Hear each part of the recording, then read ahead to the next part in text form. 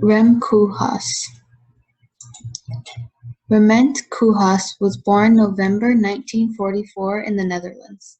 When he was growing up, he lived in Indonesia for a few years. This is the root of his fascination with architecture. He noticed there are different ways of building in the West and in the East. The West built in a compressive way, while in Asia they built expansively, he said. He studied at Architectural Association of Architecture in London at Cornell University.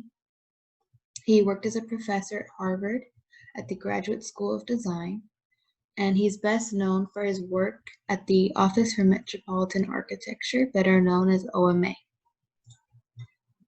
So Koolhaas is labeled as a deconstructivist, which refers to a fragmented representation of a constructed building. His Seattle Central Library shows fragmented pieces, seemingly impossible to fit together the way that it is currently constructed. He did some publications considered to be controversial. Delirious New York, the main idea was that the city is an additive machine for which there is no escape. Project on the City on the right. When he was a professor at Harvard, he wrote these books. He labeled them 1, A Great Leap Forward, and 2, The Harvard Guide to Shopping. Essentially, these books contained student work about the, quote, non-cities, such as Lagos, and the fascination of how these cities operate functionally despite the lack of infrastructure. He also noted shopping habits of citizens in China. His publication, Small, Medium, Large, Extra Large, it's a book by OMA, and it consists of photos, sketches, writings, architectural projects, and more, and is arranged according to scale, like the title. So small to medium is domestic to public spaces. Large is on the architecture of bigness. And extra large is projects on an urban scale, which contains whatever happened to urbanism and the generic city. So one of his most famous pieces in small, medium, large, and extra large is the generic city. He says, quote, "The generic city is what's left after large sections of urban life crossed over to cyberspace. Its main attraction is an anomie, which is a lack of social and ethical standards. Organizational diversity has 3 elements: roads, buildings, and nature. The program consists of offices, homes, shopping, and other like libraries and universities. He also claims that history has no place in the generic city, except as an experience for tourists." So whatever happened to urbanism?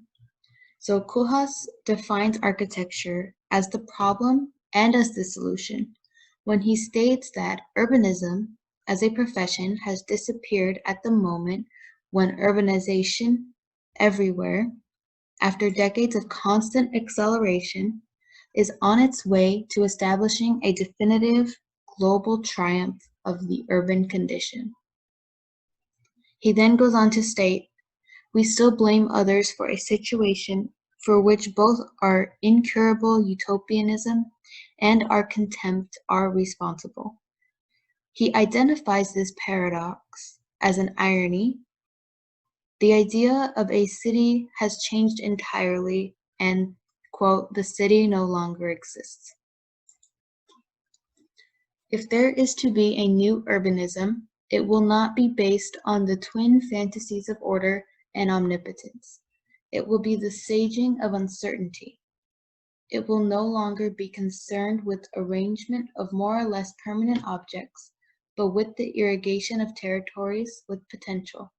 It will no longer aim for stable configurations before the creation of enabling fields that accommodate processes that refuse to be crystallized into definitive form. It will no longer be about meticulous definition, the imposition of limits, but about expanding notions, denying boundaries, not about separating and identifying entities, but about discovering unnameable hybrids. It will no longer be obsessed with the city, but with the manipulation of infrastructure for endless intensifications and diversifications, shortcuts and redistributions, the reinvention of psychological space. So Koolhaas returns to this idea that infrastructure will replace the ordering system that previously dictated urbanism. When he says irrigation of territories with potential rather than a set of arranged spaces. So these spaces will change as the need for the space changes.